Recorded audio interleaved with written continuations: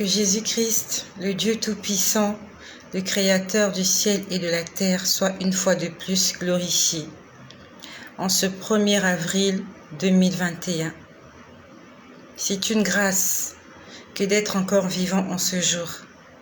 Beaucoup de gens ont fait la fête le 1er janvier 2021.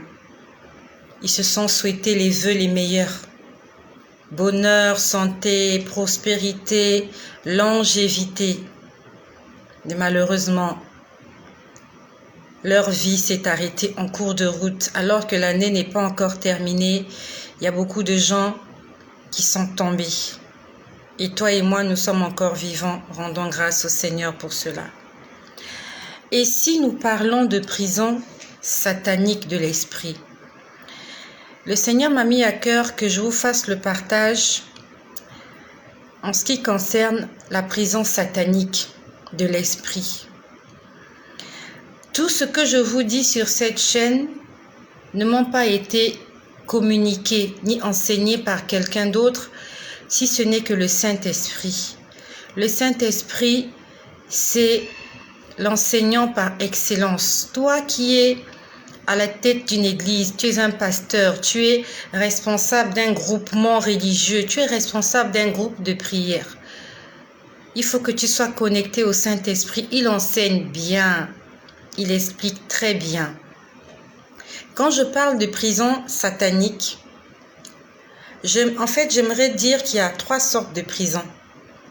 Il y a la prison du corps, il y a la prison de l'âme, et à la prison de l'esprit.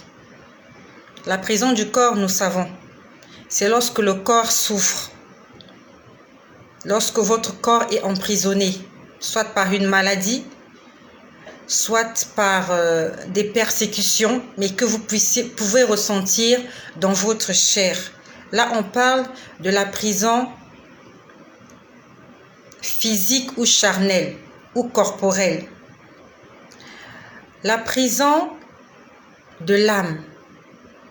Quand on parle de la prison de l'âme, on parle de notre être intérieur, de notre moi, qui est emprisonné quelque part. Et on emprisonne votre âme lorsque votre corps humain n'a plus de vie. Lorsque votre corps est sans vie. Donc, lorsque votre âme sort de votre corps, si vous n'étiez pas un enfant de Dieu qui marchait dans la sanctification, et si votre vie a été écourtée par des ennemis, par des sacrifices humains, vous allez quelque part dans un endroit où vous êtes emprisonné, votre âme est emprisonnée dans cet endroit-là. Et il y a plusieurs endroits. Et aujourd'hui, je ne vais pas parler de ces endroits-là. Je sais que beaucoup de gens aiment entendre le mystère de la mort, je sais. Mais j'aimerais vraiment qu'on parle de la prison de l'esprit. Quand je parle de la prison de l'esprit, et c'est ce que je veux dire aujourd'hui, il y a beaucoup de gens qui sont là dehors que vous voyez, mais leur esprit est emprisonné quelque part. Pourquoi je dis ce genre de choses? Parce que le Seigneur lui-même, il m'avait montré que mon esprit était en prison. Et les choses qui vous emprisonnent, ce sont les choses que vous convoitez. Ce sont les choses que vous aimez. Ce sont les choses qui prennent la place de Dieu dans votre cœur. Ce sont les choses qui vous éloignent de Dieu. C'est là qu'on parle de la prison de l'esprit. Un soir, pendant que je dormais, je ne sais plus en quelle année ça s'est passé, mais c'était après ma conversion. Le Seigneur est venu me convertir en décembre 2017. Et vraiment, j'ai entendu beaucoup de choses. Donc, ce que je vous dis s'est passé après décembre 2017. Dans un soir, pendant que je dors, je me retrouve quelque part. C'était comme une ville. C'était comme une ville. Avec des belles maisons. C'était très beau. Les gens étaient habillés chic, bien habillés. Si vous connaissez ce qu'on appelle les sapeurs. pour mes frères du Congo-Brazzaville, du Congo-Kinshasa, ce qu'on appelle les sapeurs. Il y avait des sapeurs dans cet endroit, des gens bien habillés. Et moi aussi, j'étais à cet endroit-là. Puis après, je vois des gens courir. Les gens étaient en train de courir. Je ne sais pas d'où venaient ces gens-là. J'étais juste là, dans cette ville. Bonsoir ma sœur Ornisha. Bonsoir mon frère Pépin. Que le Seigneur vous bénisse, vous fasse du bien. Qu'il soit votre guide, votre protection, votre Seigneur et votre Sauveur. Je suis en train de parler de la prison de l'esprit. Donc, je vois des gens courir. Ça s'est passé un soir. Quand les gens étaient en train de courir, en fait, ils me dépassaient. Ils passaient et ils partaient en fait, ils partaient quelque part.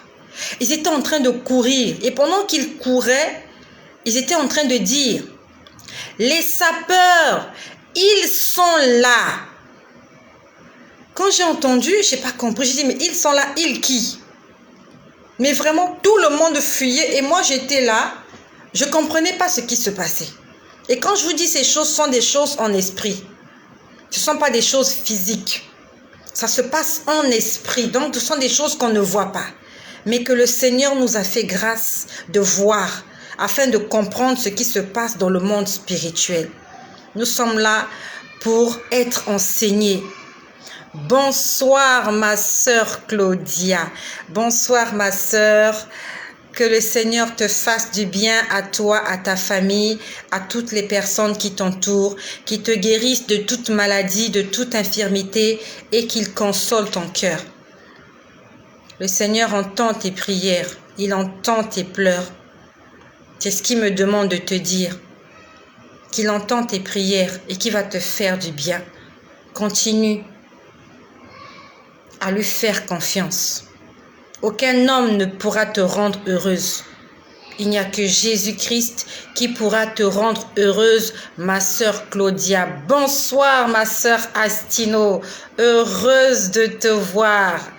Ah, je suis un homme. Ok, mais j'ai vu Claudia. Je vois Claudia. Qu'importe. Le Seigneur va te faire du bien. Il va consoler ton cœur. Mon frère Claudia. Il y a aussi des hommes qui s'appellent Claudia. J'ai un frère qui s'appelle Claudia.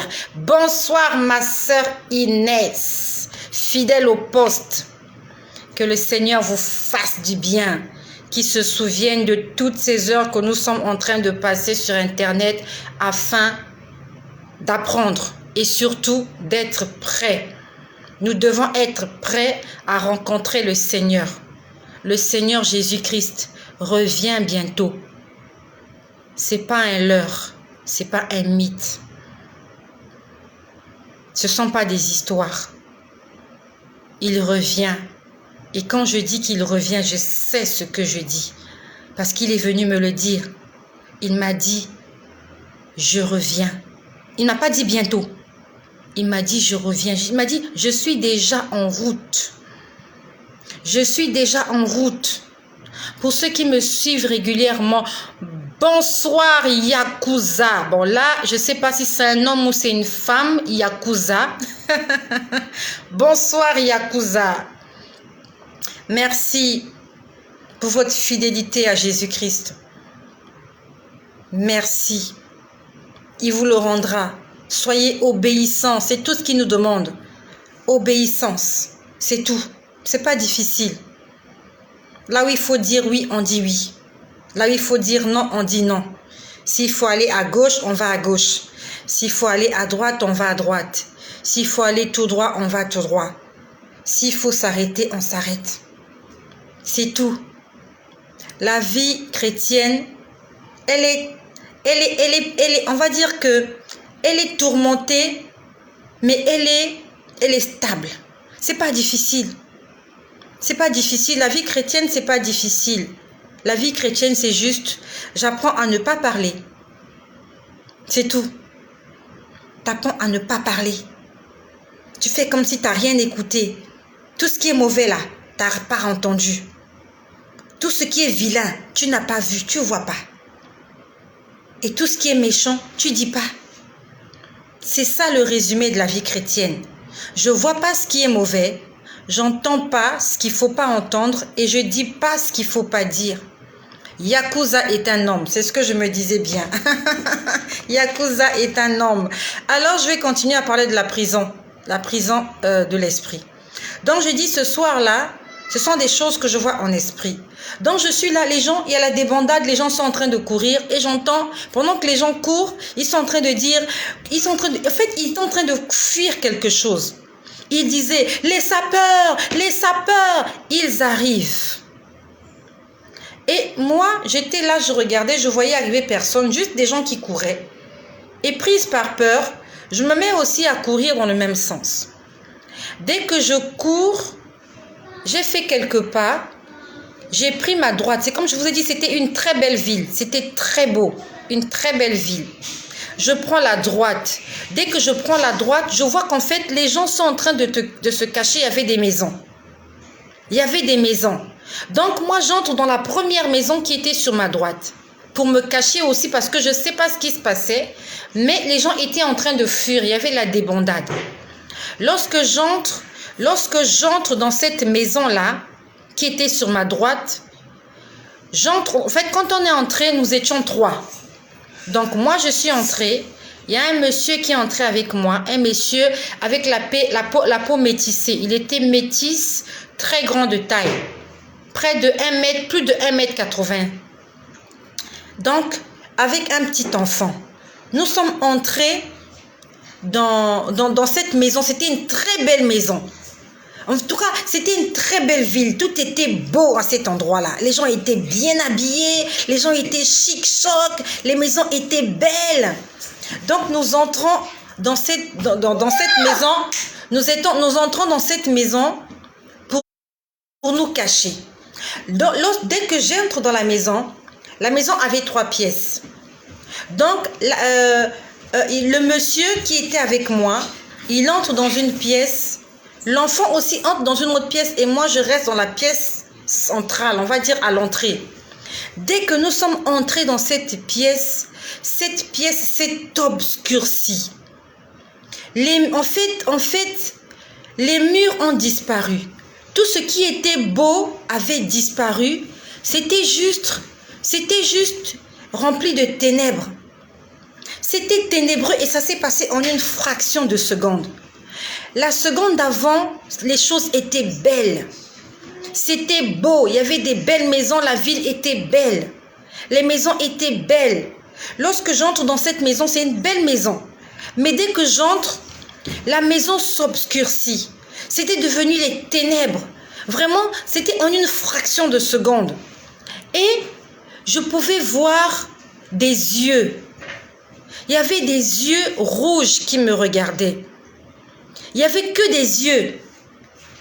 Je voyais des yeux rouges. Il y en avait beaucoup. Plusieurs yeux qui me regardaient. C'était rouge. Et je pouvais voir des mains qui faisaient comme ça. Et j'entendais des rires. J'entendais des rires. J'entendais des rires, des ricanements.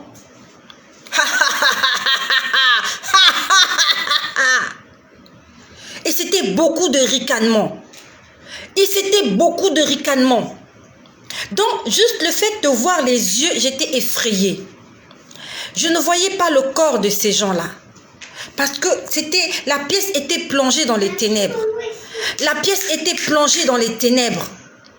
Je voyais que les yeux rouges, il y avait des yeux partout qui me regardaient. Les yeux méchants, des yeux diaboliques, des yeux sataniques. Il y en avait partout des milliers. Et je pouvais voir plusieurs mains. Ce n'était pas que 2 mains. Il y en avait plusieurs qui faisaient ça. Comme vous voyez dans les films, comment on envoûte les gens. C'était comme ça. Et ils riaient, et ils riaient, et ils riaient. C'était des rires qui troublaient. Un rire qui te torture. En fait, le rire te fait peur. Et il y a plusieurs entités comme ça en train de rire au même moment.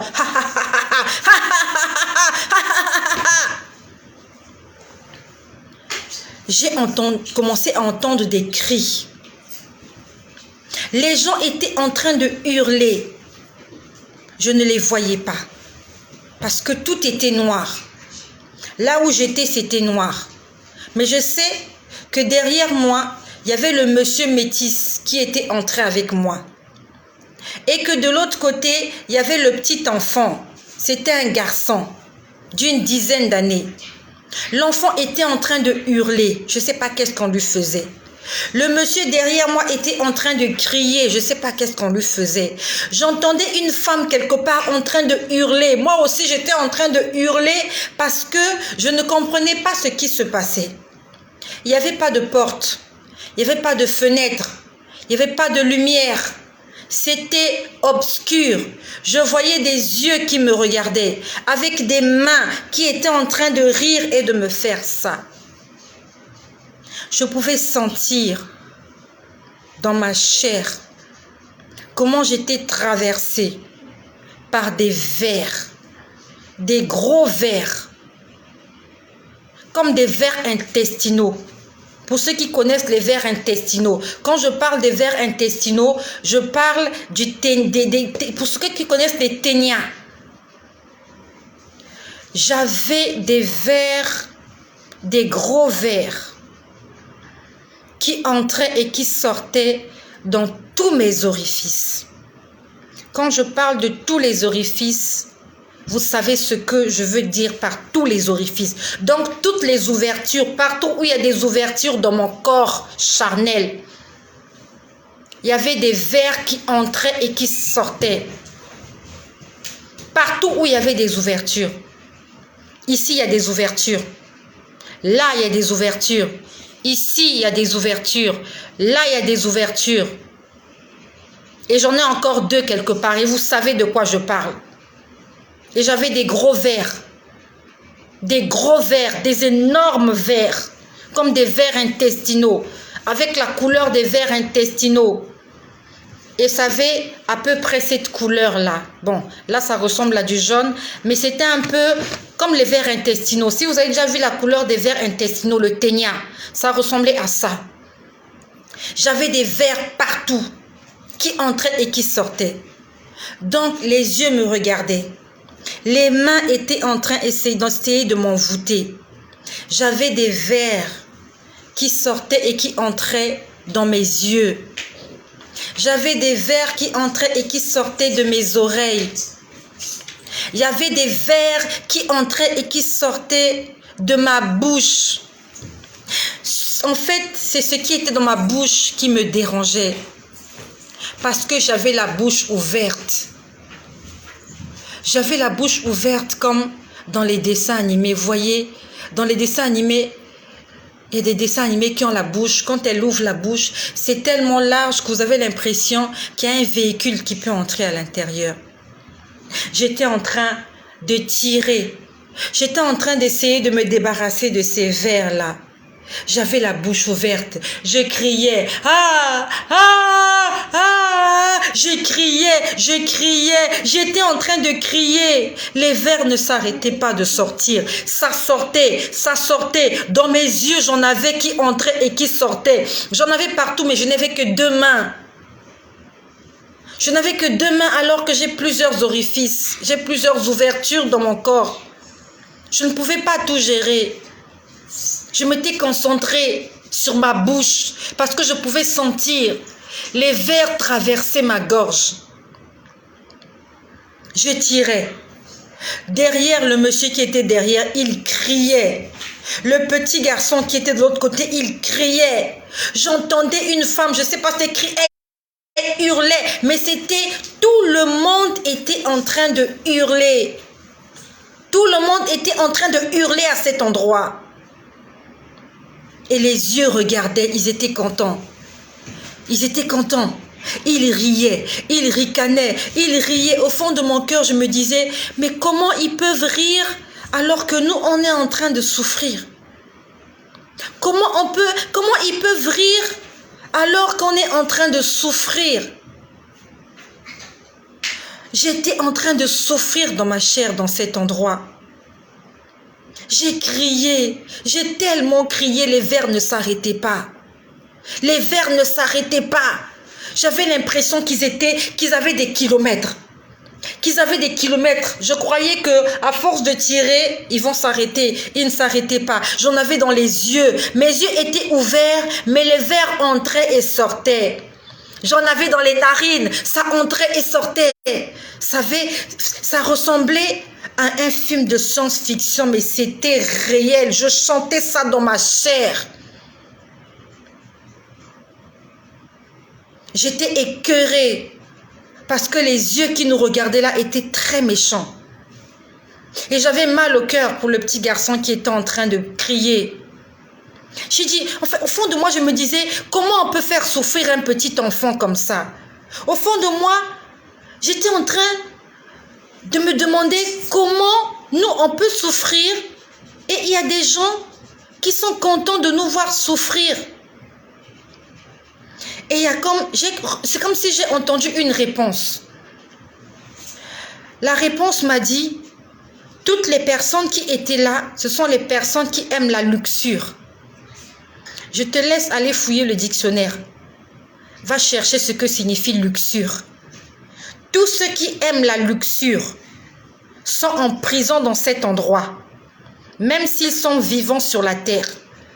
Ils sont emprisonnés quelque part. Parce qu'ils ont fait de la luxure leur priorité. Ils aiment les belles choses et ils s'attachent à ça. Ils sont accrochés. En fait, ils se donnent pour les belles choses. Une femme qui aime se faire belle, elle passe du temps devant le miroir. Elle aime de beaux vêtements. Un homme, le monsieur qui était derrière moi, il était là parce qu'il aimait les belles voitures et les belles montres. Comment je le sais? Je le savais. J'avais une certaine intelligence, mais qui était limitée. Je savais que les yeux qui me regardaient, c'était les démons. Je savais que les mains là, c'était les mains des démons. Ils avaient des ongles lents. C'était des ongles rouges. Avec des yeux rouges. En train de rire, en train de ricaner. Tous au même moment. Tous au même moment. Et les démons ricanaient. Et les gens étaient en train de hurler, étaient en train de crier. J'étais dans cet endroit parce que j'aimais la luxure. Je ne sais pas combien de temps je suis restée dans cet endroit. Beaucoup de gens qui me connaissent, qui m'ont connue avant 2017, lorsqu'ils me voient, ils sont étonnés de ma parure extérieure. Ils sont étonnés de mon changement physique. Je n'étais jamais une femme naturelle. Je n'étais jamais naturelle. J'étais toujours artificielle. Toujours. Du lundi au lundi. Si tu voulais me voir naturelle, il faut venir chez moi. Et il faut que je sois endormie. Parce que dès que je me réveille, même si j'entends sonner à la porte, il fallait que je me fasse belle avant de sortir et me présenter devant les gens. J'aimais les belles choses. Tout ce qui est beau, tout ce qui brille. Bien m'habiller, c'est sans prétention. J'aimais bien m'habiller, j'aimais me maquiller, j'aimais bien me coiffer, j'aimais avoir de belles choses. J'aimais les belles choses. J'avais des bijoux. J'aimais me mettre là, j'en avais là sur tous les doigts. Je pouvais en avoir sur les 10 doigts. Et la façon dont ils ont disparu, je ne sais pas comment ces bijoux-là ont fait pour disparaître. Et j'étais dans cet endroit parce que j'aimais ces choses-là. La Bible nous dit dans le livre de Romains, au chapitre 6, au verset 16, il est écrit « Ne savez-vous pas qu'en vous livrant à quelqu'un comme esclave, pour lui obéir, vous êtes esclave de celui à qui vous obéissez ?» Je reprends. Je suis dans le livre de Romains, au chapitre 8, au verset 16. « Ne savez-vous pas qu'en vous livrant à quelqu'un comme esclave, pour lui obéir, vous êtes esclave de celui à qui vous obéissez. » Tu t'es livré à la télévision, tu t'es livré à la pornographie, tu t'es livré à la luxure comme moi, tu t'es livré au tabagisme, tu t'es livré à l'alcool, tu t'es livré au sexe, à la prostitution. Tu as fait du mensonge ta raison de vivre. Tu vis de mensonges, d'escroqueries, tu vis de vol. Tu es l'esclave de ces choses-là parce que tu t'es livré à eux. Et la Bible nous dit que lorsque le Fils de Dieu vient vous affranchir, vous êtes réellement libre. Donc, quand tu es sur l'emprise du péché, tu es en esclave, tu es esclave quelque part dans le monde des ténèbres. Et le fait que tu sois emprisonné dans cet endroit, il y a des répercussions dans ta vie physique. Et moi, j'étais emprisonnée dans cet endroit parce que j'aimais la luxure. Et toutes les personnes qui étaient là, je vous dis qu'ils étaient beaux, chics, mais on était tous en train de hurler, de crier. C'était le cri de notre âme. Et si Jésus revenait, même si tu es un enfant de Dieu, mais étant donné que tu es esclave de quelque chose qui t'éloigne du Seigneur, tu ne seras pas enlevé. Quelque temps plus tard, le Seigneur m'a montré l'état spirituel d'une personne que je connais. C'est une personne que je vois tous les jours parce que nous travaillons ensemble. Le Seigneur m'a dit, regarde comment est cette personne. Cette personne était dans une prison et dans cette prison, il n'y avait que des femmes. Ces femmes-là étaient bien habillées. Il y avait des grandes femmes. Quand je dis des grandes dames, des femmes de chefs d'État. Des grandes femmes élevées dans ce monde. Elles étaient emprisonnées dans cet endroit parce qu'elles sont accrochées aux belles choses. Et elles étaient bien habillées, très bien habillées, bien coiffées, bien maquillées. Et elles étaient là, elles tournaient toutes en rond. Toutes en rond, elles étaient en train de tourner en rond les unes derrière les autres. En train de tourner, c'est comme si elles tournaient une table ronde. Il m'a dit, tu as vu toutes ces femmes, elles sont dans la prison du bien-être, du paraître. Elles font attention à leur personnalité, elles font attention à leur teint, à leurs boutons, à leurs taches. En fait, elles sont devenues idoles de ces... En fait, elles idolâtrent ces choses-là. Elles vont sur Internet, elles regardent le vêtement. Quand elles voient un vêtement, il faut qu'elle achète. Quand elle a acheté, elle n'est pas satisfaite. Il faut qu'elle prenne la chaussure qui va avec. Il faut le sac qui va avec. Il faut la montre qui va avec. Il m'a dit, regarde, elles sont en prison, elles ne peuvent pas évoluer. Il m'a dit, toutes ces personnes-là ne m'appartiennent pas. Toutes ces personnes ne m'appartiennent pas parce que ils ne sont pas esclaves de Jésus. La Bible nous dit, dans le livre de Jean, là je suis dans Romains, dans le livre de Jean, nous sommes dans Jean au chapitre 8. Dans Jean au chapitre 8, il est écrit au verset 34. En vérité, je vous le dis, quiconque se livre au péché est esclave du péché. C'est un péché que de prendre la place de Dieu et de le donner à autre chose. La Bible nous dit, tu aimeras le Seigneur ton Dieu de tout ton cœur, de toute ton âme, de toute ta pensée. On dit tout ton cœur. Ça veut dire que tout ton cœur doit être consacré à Dieu. Mais il y a des gens, voilà, je vois voilà, luxure, recherche sans retenue des plaisirs sensuels. Voilà. Donc, il y a plusieurs sortes de luxure. Tous les plaisirs sensuels, donc tout ce qui te procure un bien. Même quand tu suis le football. Si le football te procure une certaine jouissance, tu es emprisonné. Tu es en prison. Et tu n'es pas digne d'être appelé un enfant de Dieu. Un enfant de Dieu, c'est celui-là qui ne prend du plaisir qu'avec Dieu. Les autres choses, on peut les faire, mais on les prend pas vraiment à cœur. Tu peux suivre la télé, mais tu ne fais pas de la télé ton plaisir, quoi. En fait, si tu n'as pas suivi la télé, tu es malade. Ah, il y a la Ligue des Champions, il y a un match de football. Si tu n'as pas suivi, tu as la fièvre. C'est la luxure. Il y a un match de football qui passe. Tu es prêt à ne pas aller à l'église, à ne pas aller à la réunion de prière parce qu'il faut que tu suives ce match de football. C'est la luxure, c'est de l'idolâtrie.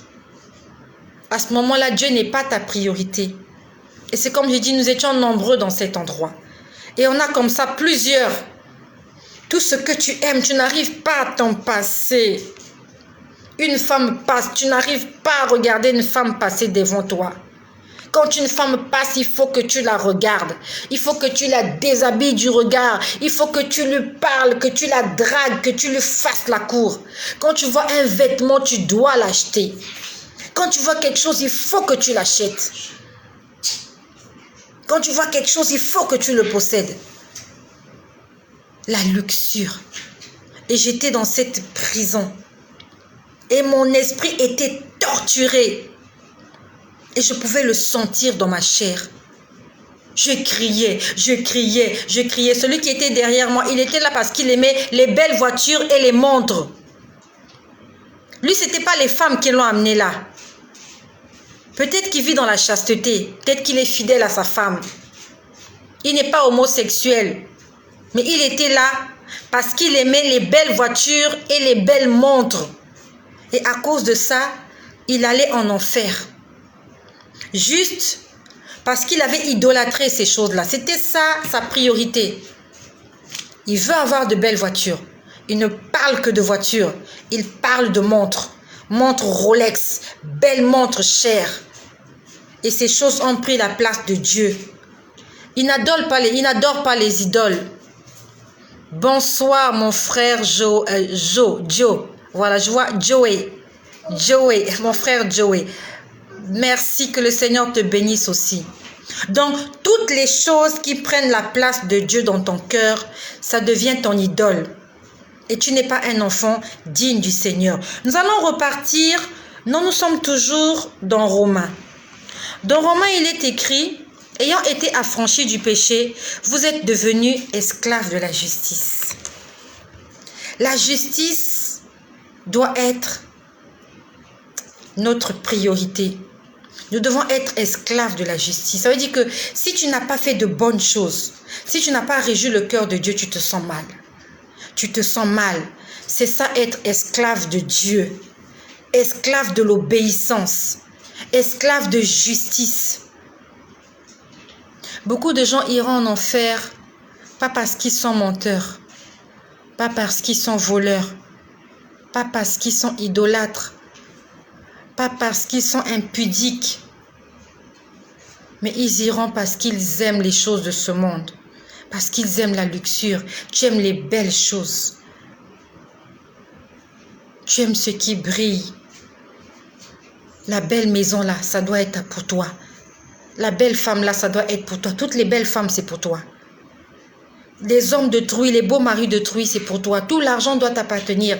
Toutes les belles chaussures, tu ne te rassasies pas. Tu en as des bleus, tous les bleus. Bleu ciel, bleu marine, bleu ceci, bleu gris, bleu rouge, bleu noir, bleu blanc, ainsi de suite. Tu as tout, tu as tout. Et quand tu vois ces choses-là, ton cœur est apaisé.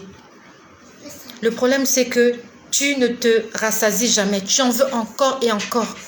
Au lieu que tu sois rempli de la présence de Dieu, au lieu que tu aies soif de Dieu, que tu aies soif de justice, nous aimons les choses de la terre.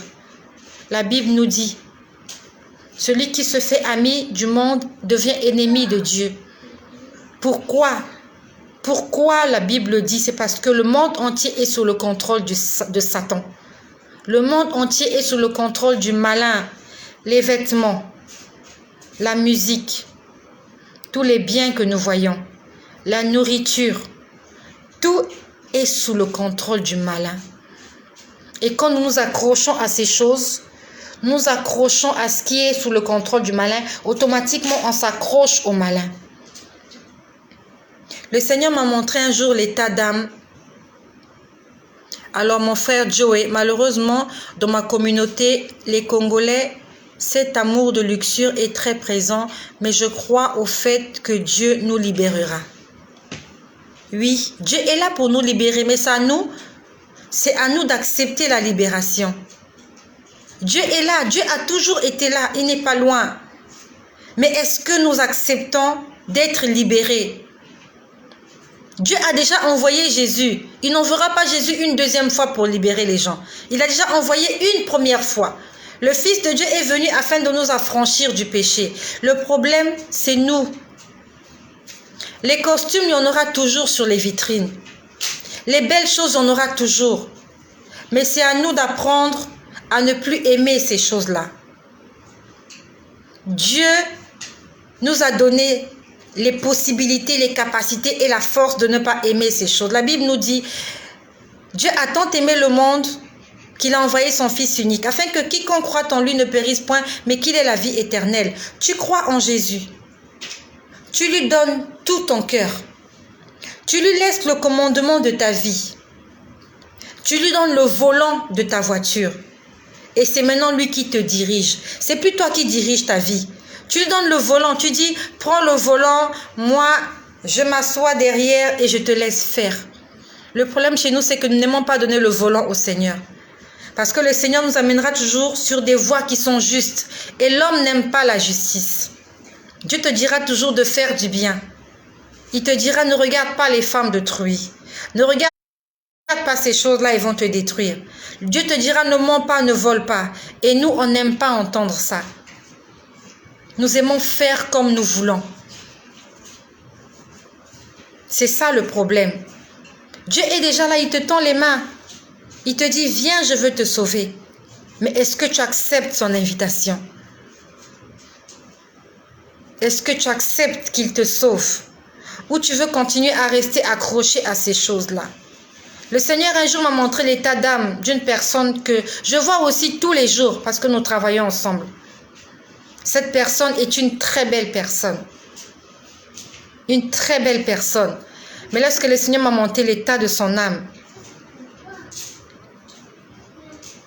la personne, elle comme la personne est vieille. Elle a une apparence de vieille personne avec des rides. Vieille. Alors que lorsque vous voyez la personne, c'est une très belle personne, jeune. Jeune personne, très belle. Mais son âme est vieux. Une âme, non, son âme est vieille. Le problème, c'est qu'est-ce que nous acceptons que Dieu puisse nous changer? Est-ce que nous acceptons que Dieu puisse nous façonner à son image? Dieu est celui-là qui te dira, obéis à mes paroles. Tu veux être mon fils? Tu veux être ma fille? Alors tu obéis à mes paroles. Beaucoup de gens sont emprisonnés. Ils sont là sur terre, vous les voyez, ils sont beaux, belles, riches. Ils sont en prison spirituelle quelque part. Il y a une prison spirituelle quelque part où les âmes sont capturées, sont torturées. Ça s'appelle le lieu de tourment.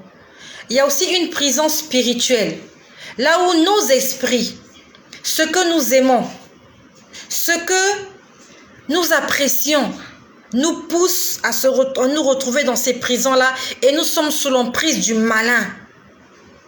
Juste parce que nous avons aimé les belles choses. Dieu n'est pas contre les belles choses, mais il est contre l'amour illimité des belles choses. Dieu n'est pas contre ce que tu fais, mais il est jaloux que ce que tu fais prenne la place que lui, il doit avoir dans ta vie. J'aimerais que Joey, que tu te poses la question. Pépin, mon frère Pépin, il y a ma soeur Esther qui est là, Yakuza, Inès, Astino, Claudia, Inès, Astino, Claudia, Pépin, Ornisha. De quoi es-tu esclave? Est-ce que tu es esclave de la causerie? Tu as fait de la causerie ta raison de vivre. Quand tu te réveilles le matin, tu vas chez la voisine, vous commencez à parler toute la journée, vous parlez de tout et de rien et des choses qui attristent le Saint-Esprit. Ou alors tu es prisonnier d'Internet. Dès que tu te réveilles le matin, tu prends ton téléphone, tu es sur WhatsApp, tu lis tes messages, après tu vas sur YouTube, tu regardes toutes les vidéos, tu vas sur Facebook, tu parles avec tout le monde toute la journée, tu vois tu passes ta vie à faire ça. Ou alors, tout le matin, dès que tu te réveilles, tu allumes la télévision, tu suis la télé toute la journée. De quoi es-tu esclave? Quand tu vas sur Internet, qu'est-ce que tu regardes? Ce que tu regardes, c'est celui-là qui est ton maître. Pose-toi la question, qu'est-ce que tu aimes regarder sur Internet? Si tu aimes regarder les vidéos qui font rire, les gags, alors tu es esclave de cette chose-là. Et est-ce que les vidéos de rire sauvent? Je ne crois pas.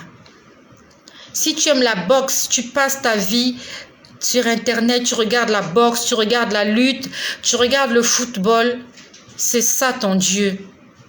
Et quand la trompette va sonner, tu ne monteras pas. Parce que ton Dieu, il est sur terre. Le football est un sport terrestre. Les vêtements, le maquillage, les chaussures, tout est terrestre. Quand la trompette sonnera, c'est ceux-là qui aiment les choses célestes qui seront attirés vers le haut. Et ceux-là qui aiment les choses terrestres vont rester. À ce moment-là, la force de pesanteur va vraiment agir. Ceux-là qui aiment les choses du ciel, ceux-là qui sont passionnés par les choses du ciel, par les choses d'en haut, ils seront aspirés vers le haut. Et ceux-là qui sont attachés aux choses du monde, tu aimes les voitures, tu aimes les femmes, tu aimes l'alcool, tu aimes le tabac, tu aimes ton travail, tu aimes la télé, tu aimes la maison, tu aimes tes vêtements, tu aimes mentir, tu aimes voler, tu aimes escroquer, tu aimes critiquer. Toutes ces choses que le monde nous offre, ça va te laisser ici. Parce que ça sera un poids sur tes épaules. Tu ne pourras pas décoller. Tu ne pourras pas monter vers le ciel. Je te laisse avec ta conscience. Qu'est-ce qui va t'empêcher de monter quand la trompette va sonner? Quand tu te réveilles le matin, quelle est ta priorité? Est-ce que c'est Dieu ta priorité? Est-ce que c'est le salut de ton âme ta priorité?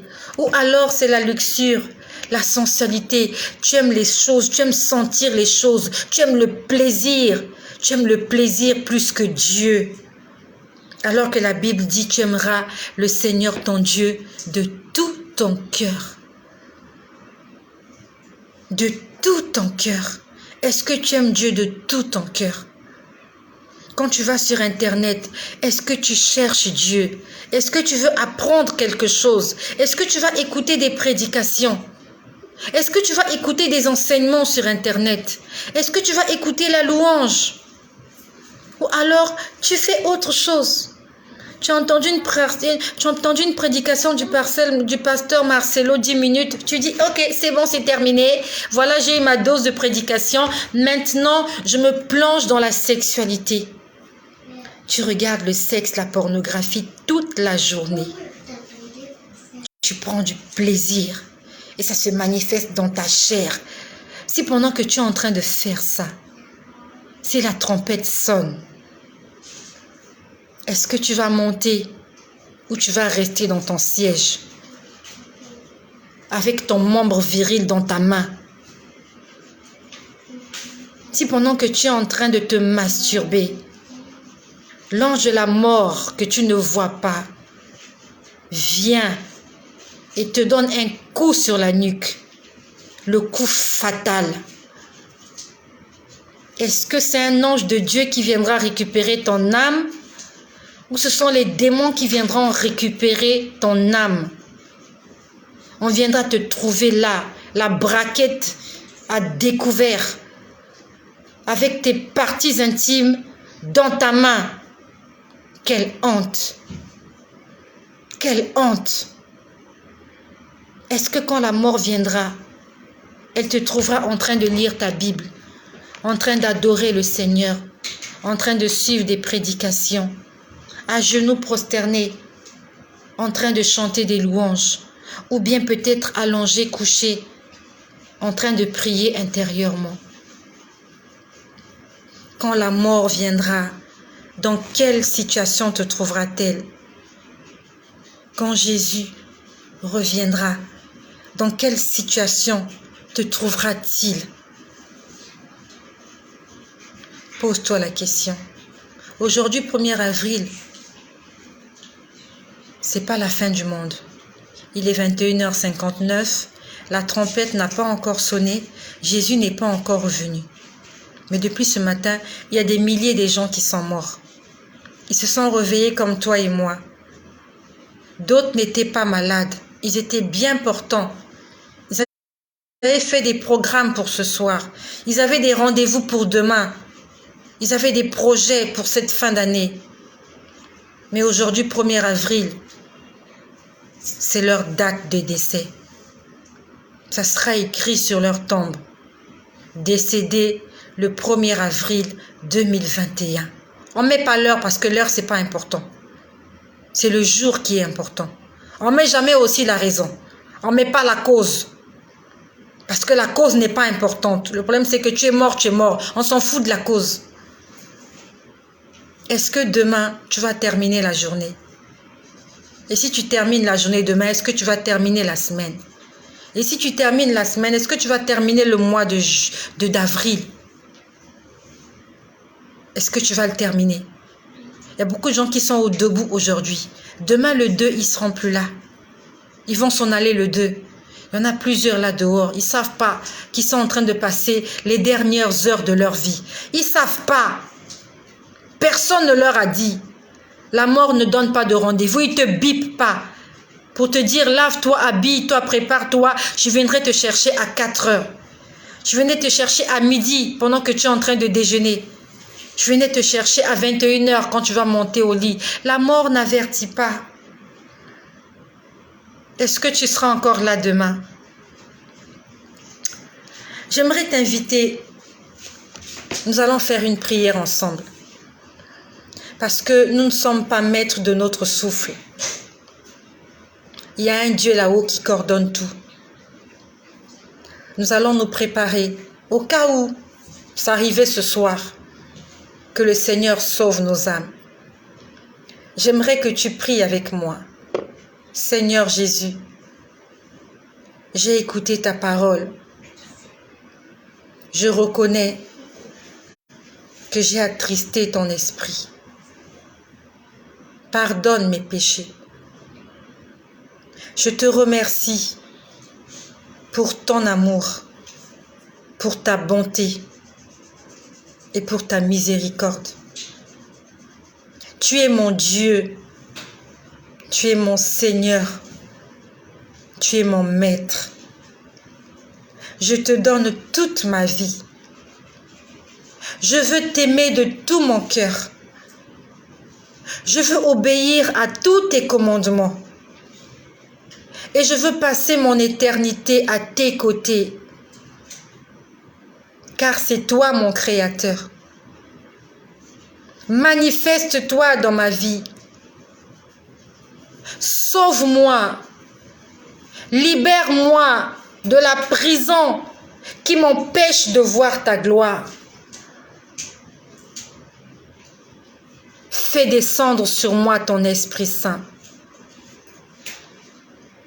Et révèle-toi à ma personne.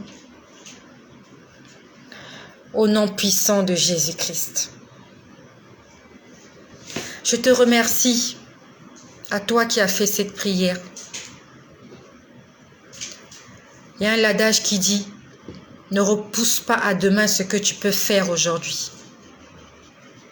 Vous êtes nombreux à me suivre et je ne sais pas si demain, nous allons encore pouvoir nous suivre comme ça sur Internet. Il y a plusieurs personnes comme toi qui avaient un compte en banque, un compte Facebook. Beaucoup de gens ne pourront plus accéder à leur compte Facebook parce qu'ils vont mourir aujourd'hui. Le compte Facebook va rester. Et on n'aura pas de notification pour dire, il y a un internaute, il y a mon frère tout à l'heure qui m'a écrit, voilà, il m'a dit qu'il est au Congo. Voilà, mon frère Joey, voilà. On n'a jamais une notification qui dit, au Congo, ce matin, il y a eu 150 internautes qui sont morts et leur compte est bloqué ou fermé. Non, on ne dit jamais ça. Il n'y a jamais de notification pour ça. Jamais. Hier, vous les avez vus, ils ont publié des photos, des selfies. Le lendemain, ils sont morts. Le selfie ne viendra pas te dire que la dame qui a posté hier, là, elle est décédée.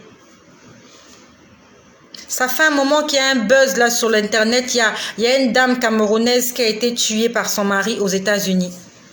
Ce matin, j'étais en train de regarder. Il y a une vidéo, je crois, ouais, c'est un enregistrement. En fait, on entendait comment monsieur et madame étaient en train de se chamailler.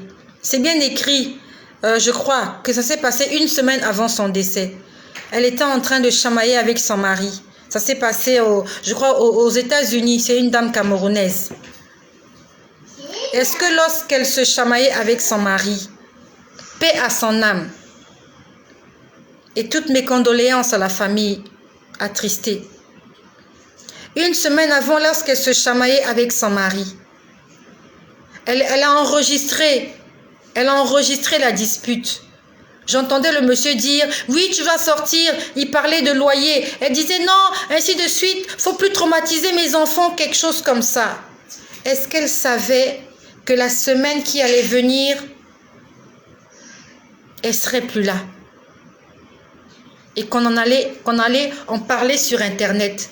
Et que cet enregistrement qu'elle a fait allait être écouté par des milliers de gens. C'est pour ça que le Seigneur nous apprend le pardon, la maîtrise de soi. Il y a eu de la colère. Il y a eu un manque de maîtrise. Il y a eu un manque de pardon. Il y a eu de la violence. Il y a quelqu'un qui est mort.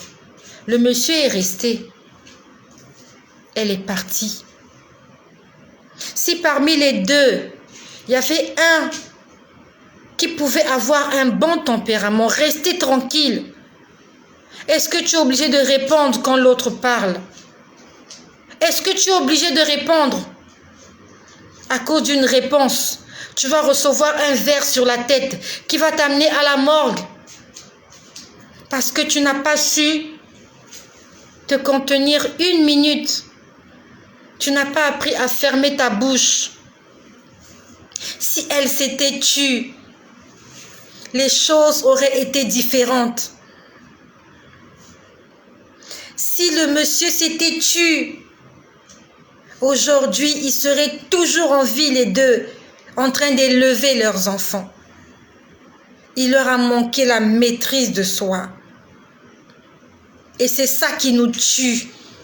Dehors, là, tout le monde a un problème de maîtrise de soi. Les gens ne se maîtrisent pas. Tout le monde est enflammé. Tout le monde est en colère. Tout le monde veut crier. Tout le monde veut parler. Personne ne veut se taire. Tout le monde veut se faire écouter. Il faut qu'on m'écoute. Non, écoutez-moi. C'est toi qui as raison. Oui, tu as raison. Est-ce que tu as besoin qu'on reconnaisse que tu as raison? Pour éviter les problèmes, pour éviter les palabres, taisons-nous. Vous qui êtes abonnés à Tu vas le leur dire, nous allons apprendre à nous taire. Mes sœurs, mariées ou pas mariées, quand monsieur parle, tais-toi. Le diable veut te tuer, il va passer par ton mari. Alors que ça avait été déjà préparé dans le monde des ténèbres, dans ta famille, avec les sorciers. Comme ils n'arrivent pas à t'avoir la nuit. Depuis qu'ils t'envoient les maris de nuit, tu ne meurs pas. Depuis qu'ils t'envoient la maladie, le cancer, tu ne meurs pas. Ils vont entrer dans ton mari. Il va faire quelque chose qui va t'énerver. Tu vas parler. Il va parler. Tu vas parler, il va parler. Il y a la bouteille qui va atterrir sur la tête de quelqu'un. Il y a quelqu'un qui va se retrouver à l'hôpital. Parce que tu n'as pas discerné que là, c'est le malin qui est en train d'intervenir parce qu'il veut voir le sang couler. Mes sœurs, apprenons à nous taire. Nous gagnons tout. Si cette sœur-là, elle s'était tue, elle aurait gagné. Elle serait toujours avec ses enfants. Elle aurait gagné. Même s'il est impudique, le monsieur, même s'il est adultère. Un jour, il rendra compte à Dieu pour son adultère. Un jour, il rendra compte à Dieu pour son ivrognerie. Mais toi, le fait que tu es resté calme, tu auras une longue vie. Tu vas faire grandir les enfants. Voilà comment les enfants sont restés. Même s'il va aller en prison. Mais il est toujours en vie. Quand il sortira de prison, il va se remarier. Il va refaire sa vie. C'est d'autres femmes qui vont élever tes enfants parce que tu ne t'es pas tue une minute. Mes sœurs, je vous en supplie. Combien de femmes meurent de violence conjugale parce qu'elles ne savent pas la fermer? Le mari parle, tu parles. Le mari parle, tu parles. Non, tais-toi. Pour tes enfants, tais-toi. Si tu veux faire grandir les enfants, tais-toi. Parce que si tu meurs, il va se remarier avec la femme là. Tu lui fais des problèmes pour la femme là. Il va t'égorger, il va te tuer, il va se marier avec elle. Toi, tu seras dans la tombe. Tes enfants seront maltraités. Laisse-le partir. Laisse-le. C'est son engin, c'est son membre, c'est son corps. Peut-être qu'il va aller se bloquer là. Il y a des gens comme ça qu'on voit à la télé, ils se bloquent. Il allait sortir avec la femme de Trouy, bloqué, zingué, cric. Laisse. Lève les mains vers le ciel, prie ton Dieu. Tu dis, Seigneur, aide-moi. Aide-moi à ne plus parler dans cette maison. Eh mon Dieu, aide-moi, pardon. Il faut m'aider. Je te donne une astuce. Dorénavant, si tu es impulsif, tu parles, tu as envie de parler quand le monsieur parle, commence à parler à Dieu. Pendant que lui, il parle, là, toi, tu dis, hé Seigneur, aide-moi. Seigneur, ferme ma bouche. Il ne te tapera pas pour ça. Il ne va rien te faire pour ça. Il va te porter main si tu l'insultes. Ne l'insulte pas. Commence à prier. Hé Seigneur, ne prie pas pour lui. Ça va l'énerver. Tu dis, Seigneur, garde ma bouche. Seigneur, j'ai envie de parler. Seigneur, parle, dis ça. Dis comme ça. Parce que je sais que je suis passée par là. Quand le monsieur parle, ça bout dans le cœur. Ça dit que c'est comme, la dernière fois, nous a dit que la colère, c'est comme de l'eau qui bout. Ça bout, ça chauffe. Il faut que ça sorte. Si ça ne sort pas, tu as l'impression que tu vas mourir. Quand tu sens que tu commences à mourir d'étouffement parce que la colère veut sortir, commence à crier. Hé Dieu, aide-moi. Seigneur Jésus, aide-moi, Seigneur, aide-moi. Seigneur, j'ai envie d'insulter quelqu'un. Hein, parle comme ça. Seigneur, j'ai envie de tuer quelqu'un ce soir. Seigneur, je vais pas tuer. Seigneur, je ne veux pas mourir ce soir. Aide-moi, Seigneur. Aide-moi, sinon je vais tuer quelqu'un. Tu ne l'as pas insulté. Tu es en train de prier ton Dieu pour qu'il t'aide à ne pas tuer quelqu'un. Ce n'est pas une insulte. Même s'il se met à te gifler, tu dis, Seigneur, garde mes mains parce que j'ai envie d'attraper un couteau, de poignarder quelqu'un. Seigneur, aide-moi. Ça va paraître ridicule pour certaines personnes, mais tu es en train d'appeler Dieu au secours. Tu l'appelles au secours parce que tu sais que tu es faible. Que tu n'arrives pas, que sans l'intervention de Dieu, tu ne pourras pas t'en sortir. Hé Dieu, aide-moi, sinon je vais empoisonner quelqu'un dans cette maison. Tu ne l'as pas insulté. Tu as demandé à Dieu de t'aider à ne pas lui mettre le poison dans la nourriture. Combien de femmes ont tué leur mari parce qu'il y a eu des colères, il y a eu des disputes et que ça s'est mal terminé. C'est le conseil que je te donne. Je sais que tu aimes répondre quand monsieur parle. Je sais. Les mamans, nous allons apprendre à nous contenir. Quand il va parler, si tu as envie de parler, commence à parler à Dieu. Hé Dieu, je vais mettre le feu ici. Dis à Dieu, Seigneur Jésus, aide-moi, sinon je vais brûler cette maison. Pendant qu'il te tape, tu continues à prier. Tu dis, Seigneur, aide-moi, sinon je vais tuer l'enfant de quelqu'un ici. Pour qu'il sache que ce qu'il est en train de faire là va te pousser à commettre un meurtre. Mais tu ne le feras pas parce que tu es en train de demander au Seigneur de t'aider. Fais cet exercice-là parce que te demander de ne plus parler, je sais que tu aimes parler. Je sais et je vois ton sourire, tu aimes parler. Quand lui il parle, là, toi aussi tu parles. quand les autres parlent, là, tu aimes te chamailler, ta bouche là parle beaucoup. Donc, comme tu aimes parler, si je te demande d'arrêter de parler, c'est trop difficile pour toi. Donc, je te laisse parler, mais parle à Dieu. Parle à Dieu, voilà. Au lieu que tu parles à ton interlocuteur, à la personne là, tu parles à Dieu. Tu dis, Seigneur, j'ai envie d'aller tuer quelqu'un ce soir. Eh, Seigneur, aide-moi. J'ai envie d'égorger quelqu'un comme un mouton. Seigneur, je veux couper la tête de quelqu'un comme on coupe le poulet. Il va arrêter de te taper, il va te regarder, il va te dire, mais qu'est-ce que tu racontes? En fait, vous allez passer à autre chose. Vous allez passer à autre chose, non pas seulement en couple, mais aussi dans la vie de tous les jours. Quelqu'un va te chercher les problèmes. Il y a des gens comme ça, ils se réveillent le matin, ils vont chercher les problèmes partout. Eh, voilà, on a dit ça sur toi, on a dit que tu as menti, et tout, et tout. Ma soeur, ne sors pas, ne va pas te chamailler. Le diable t'attend là-bas.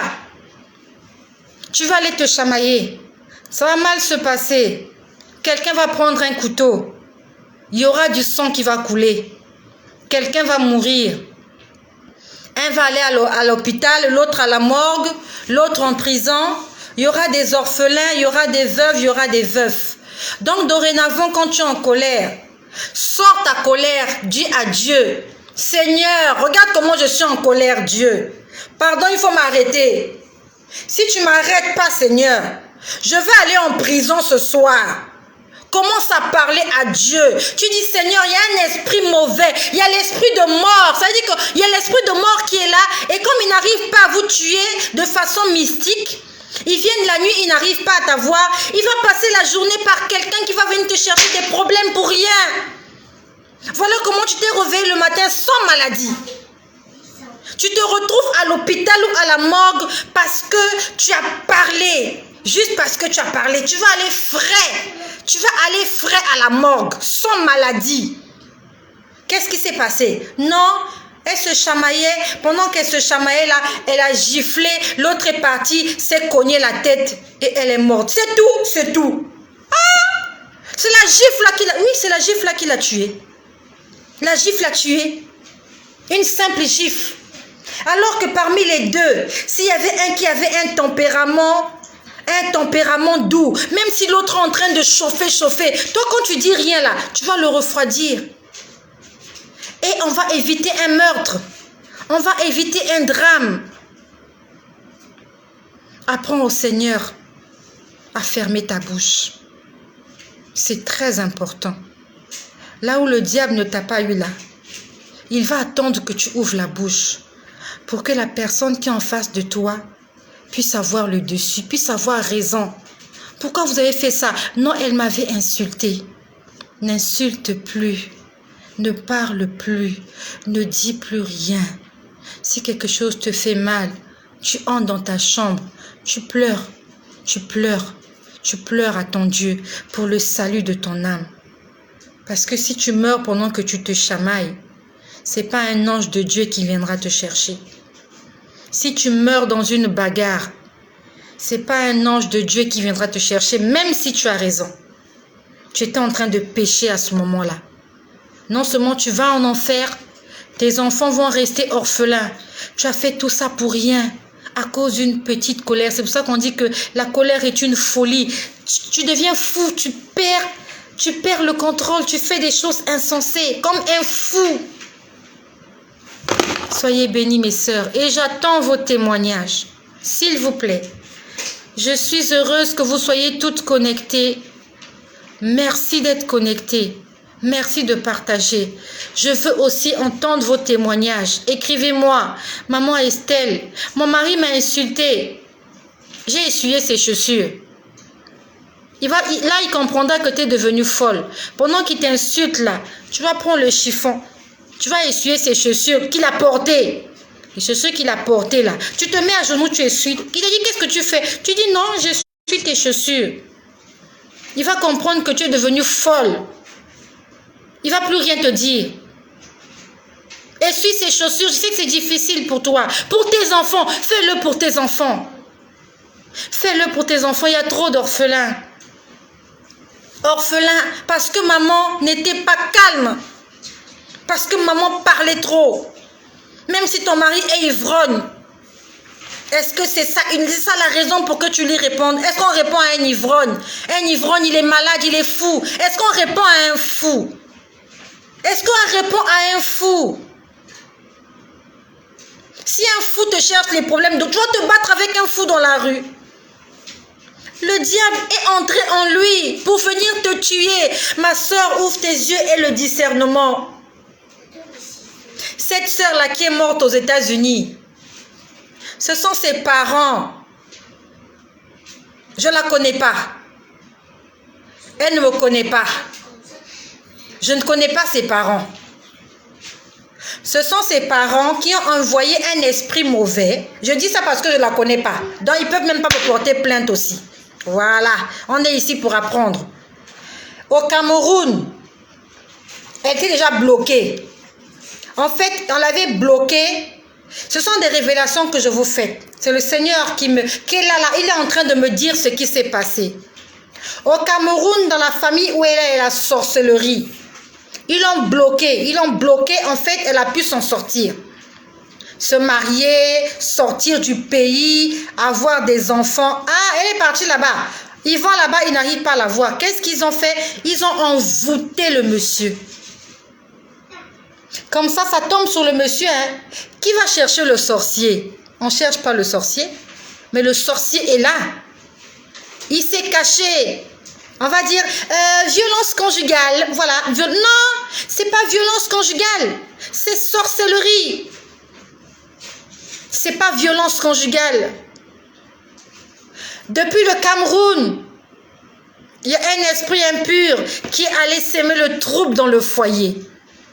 Et comme elle n'était pas une femme de prière, elle n'a pas su voir le malheur venir. Si elle était restée tranquille aujourd'hui, 1er avril, elle serait en vie avec ses enfants. Elle aurait terminé l'année avec ses enfants. Elle aurait passé Noël, le 25 Noël 2021 avec ses enfants. Elle n'était pas dans la prière. On a envoyé un mauvais esprit. Le mauvais esprit est venu s'aimer le trouble dans le foyer. Et la Bible nous dit le malin ne vient que pour dérober, égorger et détruire. Le diable vient pour tuer. Tu te chamailles, vous vous chamaillez encore et encore. Après on dira oui, ils avaient l'habitude de se chamailler, oui, ça faisait longtemps, oui. Elle avait porté plainte, oui, qu'est-ce qu'on avait fait? Eh bien rien, c'est pas un problème de porter plainte, c'est un problème spirituel. C'est pour ça que les femmes, nous allons nous lever. On n'attend pas le 8 mars pour faire des bêtises. Nous allons nous lever dans la prière. Toi qui m'écoutes, maman, femme de famille ou qui que ce soit. Tu es une femme. Tu vas te lever dans la prière et demander au Seigneur de te donner la tempérance, la douceur, l'amour, le pardon, afin d'éviter le drame dans nos familles. D'éviter le drame dans nos foyers, d'éviter le drame dans notre couple. Mais quand il va venir, même s'il est sourd, il va parler. Toi, tu réponds pas. Ma soeur, tu réponds pas parce que tu es vaccinée contre le Covid. Nous sommes vaccinés. J'attends vos témoignages. Je te bénis, Clarisse. J'attends tes témoignages. Je te bénis, ma sœur Carole. J'attends ton témoignage. Je te bénis, Reine. Je te bénis, Inès. Astino. Nel. Astino. Reine. Joey. Pépin, Esther, Yakuza, Inès, Yakuza, Astino, Claudia, Inès, Claudia, Astino, Claudia, Pépin, Ornisha. Nous sortons de l'esclavage, de la luxure, des choses qui prennent notre intérêt, notre attention. Des choses qui prennent notre attention mais qui nous éloignent de Dieu. Il y a des choses qui prennent ton attention, mais qui te rapprochent de Dieu. Tu écoutes de la louange, ça te rapproche de Dieu. Tu écoutes la prédication, ça te rapproche de Dieu. Tu écoutes des témoignages, ça te rapproche de Dieu. Quand tu regardes Kim Kardashian, qu'est-ce que ça te rapporte? Ça te rapproche de Dieu? Si ça te rapproche de Dieu, suis Kim Kardashian toute la journée. Si Novelas te rapproche de Dieu et permet que Dieu écrive ton nom sur son livre de vie, il faut suivre Novelas. Si le football te rapproche de Dieu, suis le football jusqu'à ce que tes yeux, à la place des larmes, qu'il y ait de la sève qui coule dans les arbres, là, que ça coule de tes yeux. Fais des choses que le Seigneur aime. Réjouis le cœur de ton Dieu. Alors il t'enverra des anges. Il t'enverra des anges. Moi, j'étais boucharde. C'est sans prétention, hein. Je parlais. J'avais la grande gueule. Le Seigneur m'a appris à me taire. Aujourd'hui, quand je parle, c'est pour évangéliser sur les réseaux sociaux. Et c'est pour faire des remarques aux enfants à la maison. Dans la rue, je parle plus. Quand j'ouvre ma bouche, c'est pour dire à quelqu'un, Jésus t'aime et il revient bientôt. Il y a de cela quelques temps de cela, je crois que c'est la semaine dernière. La semaine dernière, j'étais allongée sur mon lit. Il y avait comme un faisceau lumineux qui était comme ça, qui venait du ciel et je pouvais le voir. J'étais allongée, il y a un faisceau lumineux qui venait du ciel, vous voyez, comme les projecteurs. Vous voyez, dans les grandes salles de spectacle, ça fait plus d'une heure que je parle. On a commencé à 21h50 et quelques. Dans les grandes salles de spectacle, vous voyez, souvent quand on éteint la lumière, après il y a une grande lumière blanche qui sort et on braque ça sur quelqu'un comme une star et tout. Donc il y avait comme un phare comme ça. C'était de couleur blanc. Il y avait comme un phare. Mais en fait, c'était sous la forme d'un faisceau lumineux. Vraiment comme un faisceau. Ça quittait le ciel et ça éclairait mon lit. Et je pouvais voir des anges faire ça, monter et descendre comme ça. Je ne sais pas qu'est-ce qu'ils faisaient, mais ils montaient. Je ne sais pas si c'était les mêmes qui descendaient, mais je les voyais monter, descendre. Ils n'ont pas parlé, ils n'ont rien dit. Je ne me rappelle pas, est-ce que j'entendais de la musique, je ne sais plus, mais vraiment, c'était la première fois que je vois cette image-là. Il y avait un faisceau lumineux qui quittait le ciel, ça n'éclairait que mon lit, ça n'éclairait pas la maison, ça éclairait mon lit. Et je voyais des anges. Il était là en bas, avec moi sur le lit. Il monte. Bon, je ne sais pas si c'est le même qui descendait. Et je les voyais en fait monter. Et c'était nombreux. Je dis, mais qu'est-ce qui se passe? Ils n'ont pas parlé. Ils m'ont rien dit. Juste qu'ils montaient et ils descendaient. Je n'étais pas en train de prier. J'étais juste allongée. Je ne sais plus ce que je faisais. J'étais juste allongée et le faisceau lumineux était braqué sur mon lit. Je ne dis pas que je suis sainte. Je ne suis pas parfaite. Je fais des erreurs comme toi. Mais j'ai appris, dès que je fais une erreur, je demande pardon. Je fais des efforts. Seigneur, aide-moi à ne plus parler. J'ai plus envie de parler parce que je sais que quand je parle, parce que moi je parle beaucoup. Quand je parle beaucoup, vous voyez, là, depuis que j'ai commencé, j'arrive même pas à m'arrêter. Donc, j'ai dit, Seigneur, j'ai pas envie de parler. Et quand je vais parler, que je dise des choses pour ta gloire. Pour que les gens qui n'aiment pas Jésus, là, qu'ils s'éloignent de moi. Je ne veux pas le Congo, ça. Je ne veux pas des bêtises. Si bien que quand quelqu'un vient vers moi, je lui dis, Jésus a dit, la personne fuit, s'en va et ne revient plus. Et je me dis, bon débarras. Un de moins. Parce que quand ils viennent là, c'est pour t'apporter des nouvelles qui vont te faire pécher. Il y a quoi? Oh non, on a dit, on a fait. Ah, ok. Bon, Jésus a dit, hé, toi avec ton Jésus là. Oh, amen, faut partir. Un de moins. Un de moins. Chassons-les avec la prédication. Si tu veux apprendre à vivre dans la sanctification, quand ta voisine viendra le matin, commence à chanter. Eh, voisine, comment tu as passé la nuit? Est-ce que tu as prié ce matin avant de te réveiller? Ah, Jésus est bon, hein? Qu'est-ce qu'il y a? Ah, mais cette nuit, vraiment, j'ai lu Ésaïe 54, elle ne viendra plus chez toi. Elle ne viendra plus chez toi. Ça te fera une de moins, un péché de moins. Mais c'est à toi de régler ça. C'est à toi de gérer ça. Tes voisines ne vont pas disparaître du quartier parce que toi, il faut que tu sois sainte. C'est à toi d'apprendre à les tenir à l'écart. Quand quelqu'un vient chez toi, tu parles de Jésus. Comme ça, s'il est venu t'annoncer que ton mari te trompe, il ne te dira pas ça. Dès qu'il entre là, ah, tu es venu, ah, que Dieu soit loué. En tout cas, on va faire la prière comme tu es venu. Avant de parler, faisons la prière. Elle ne peut, après la prière, elle ne peut pas te dire qu'elle a vu ton mari dans une boîte de nuit. Elle ne peut pas te dire ça, c'est pas possible. Parce que, en fait, il faut qu'elle trouve un moyen pour t'annoncer ça. On ne dit pas ça comme ça. C'est toujours du genre, vous entrez dans les histoires, vous causez, après dit, hé, ma copine, tu sais quoi? C'est là qu'elle te lâche ça. Donc, ne lui donne pas l'occasion. Quand elle vient, même si tu ne lisais pas la Bible, là, quand elle vient là, hé, on va d'abord lire la Bible. Tu as lu la Bible quand la dernière fois? Ok, Chronique 22. Et David ici, elle va trouver que tu es folle. Elle va porter ses sandales, repartir chez elle. Elle ne viendra plus chez toi. Et même si ton mari te trompe, au moins ton foyer sera en paix. Tu n'es pas au courant.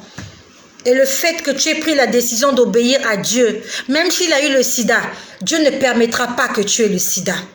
Il va mourir seul. Parce que notre Dieu est un Dieu juste. Dieu est juste. Si ton mari est infidèle et que toi tu es un enfant de Dieu qui fait tout pour obéir à Dieu, même s'il a le sida, l'hépatite, toi fille de Dieu, tu n'auras pas la maladie. Parce que ton Dieu va confondre tes ennemis. Parce que tu es esclave de la justice, comme il est écrit là dans Jean tout à l'heure quand on a lu. Tu es esclave de la justice. Dieu va confondre tes ennemis. Il va mourir du Covid. Toi, tu n'auras pas le Covid. Il va mourir du sida. Tu n'auras pas le sida. Il va mourir de l'hépatite, de la syphilis, de la gonocoxie. Toi, tu n'auras pas ça.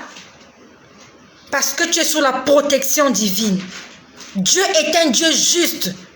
Et il ne fait pas pécher. Il ne fait pas payer les péchés des uns sur les autres. Si ton mari a péché, c'est lui qui mourra. C'est lui qui rendra compte. Mais si toi, tu restes intègre, juste et droite, le Seigneur te l'imputera à justice. Il va veiller sur toi. Il y a un Dieu là-haut qui écoute nos prières. Nous avons un intercesseur auprès du Père, il s'appelle Jésus. Il dira, ma fille ne peut pas mourir à cause d'un homme insensé, à cause d'un ivrogne. Elle prie pour ce monsieur, elle prie pour le salut de ce monsieur. Mais comment il peut lui donner le sida? Non, Dieu fera en sorte qu'il ne te touche plus. Ma soeur, ne te plains pas quand ton mari ne te touche plus. Peut-être que Dieu veut t'épargner de la maladie qu'il a. C'est pas la peine d'aller criser chez la voisine. Hey, ça fait 2 jours qu'il ne m'a pas touché. Tu sais ce à quoi tu as échappé quand il ne t'a pas touché pendant les 2 jours.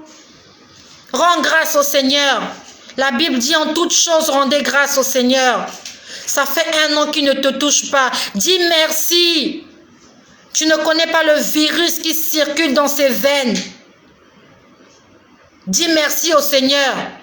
Il ne te regarde plus. Dis merci. Tu es toujours en vie. D'abord, même quand il te touche là, n'est-ce pas que tu as mal? N'est-ce pas que tu as mal? Vous chamaillez pour ça, non? Alors, vaut mieux qu'il ne te touche pas? Au moins, tu auras une vie, une longue vie. En toutes choses, rends grâce au Seigneur. Tu ne sais pas ce que le Seigneur est en train de t'épargner. Ah, il ne me touche plus. Il ne dort plus à la maison. Agenouille-toi et prie pour lui. Prie pour lui. Nous allons prier pour nos maris. Nous allons prier pour nos frères. Nous allons prier pour tous ces hommes parce que Dieu a dit, je te donnerai une aide. Nous sommes là pour les aider. Et si nous sommes là pour les aider, c'est parce qu'ils ne peuvent pas se débrouiller tout seuls. J'ai envie de dire un mot qui n'est pas beau pour eux. Ils ne peuvent pas se débrouiller tout seuls. Trouve le mot là. Voilà, c'est le mot là. Les hommes là, ils sont ça. Nous, on est là pour les aider parce que nous, on a le pouvoir de changer le monde. La Bible a dit, je te trouverai une aide. Nous sommes là pour les aider. Sans nous, ils sont fous. Sans nous, ils sont rien. Nous allons les aider. En commençant en priant pour eux. En priant pour eux. Parce que le Seigneur te le rendra. À ce moment-là, tu deviens esclave de la justice. Lui, il te fait du mal. Il t'insulte. Il te trompe. Il te bat. Il te manque de respect. Toi, tu le bénis. Parce que tu es esclave de Jésus. Tu es esclave de la justice. Soyez bénis chez vous. Et si ce partage t'a fait du bien, ne le garde pas seul. Il y a un bouton qui est juste là à côté. Et sur ce bouton, c'est écrit partager. Il y a une femme qui a besoin d'entendre cela. Sinon, elle va répondre à son mari demain ou ce soir et elle va se retrouver à la morgue. Des orphelins en plus. Parce qu'il y a quelqu'un que tu connais qui ne connaît pas ces vérités-là. Partage ça à quelqu'un. Il y a quelque part quelqu'un qui va mourir bientôt. On a déjà envoyé un esprit de mort dans ce foyer. Il va s'aimer la discorde. Il va y avoir du boucan. Et il y a quelqu'un qui va mourir. Partageons cela pour le salut et pour sauver nos frères et nos sœurs. J'attends vos témoignages de ce que le Seigneur nous apprend à ne plus parler. Mes sœurs, j'attends vos témoignages, s'il vous plaît. J'attends vos témoignages. Merci pour les cœurs, merci pour les j'aime. Toi qui es en train de faire les cœurs et les j'aime, j'attends ton témoignage, que tu m'écrives. Ma sœur, il y a quelqu'un qui était venu chez moi, elle a parlé, j'ai pas répondu. Ou bien dès qu'elle vient là, tu te mets à chanter. Je veux te réjouir dans le Dieu de mon... Ça décourage, hein? Quelqu'un qui vient pour te taper, toi tu te mets à chanter. Je veux me réjouir dans le Dieu de mon salut. En Jésus mon roi. Elle est en train de parler. Hey, alléluia, alléluia. Elle va partir d'elle-même. Elle ne te dira rien, elle ne reviendra plus. Même si elle a raison. Accepte ton tort. Je veux me réjouir dans le